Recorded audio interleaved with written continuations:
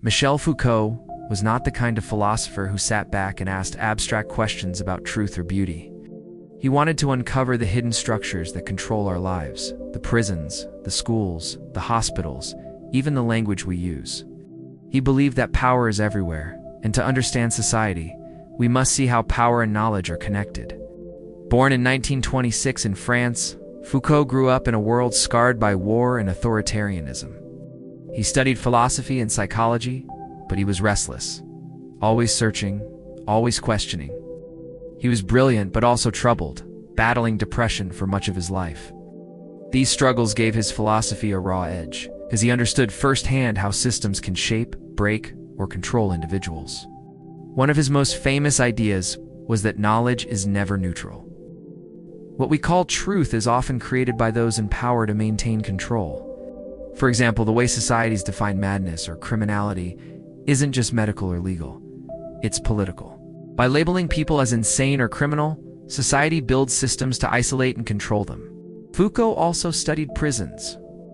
In his book, Discipline and Punish, he showed how punishment shifted over time.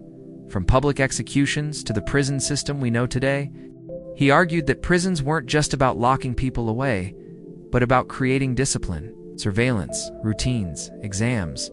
All of these became tools to shape behavior. He warned that modern society itself was becoming like a prison, where people internalize control without even realizing it. Another key idea was the relationship between power and the body. In the History of Sexuality, he explained how even our most personal aspects, our identities, our desires, are influenced by cultural norms and institutions. Power doesn't just act through laws, it runs through our bodies, shaping how we see ourselves. What made Foucault unique was his style. He didn't write neat systems like other philosophers. He wrote histories of madness, punishment, sexuality, always digging into archives, exposing forgotten stories, showing how power hides in plain sight.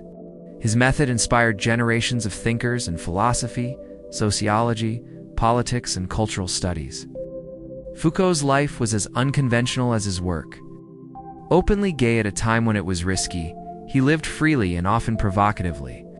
He spent his last years in San Francisco, immersed in counterculture movements, while continuing his lectures and writings. In 1984, he died of complications from AIDS, one of the first public figures in France to do so. But his ideas live on.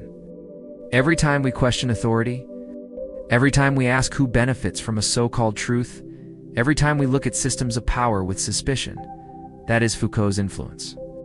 In the end, Foucault taught us this. Freedom doesn't come from ignoring power, but from exposing it. Only when we see how deeply it shapes our world can we begin to resist it.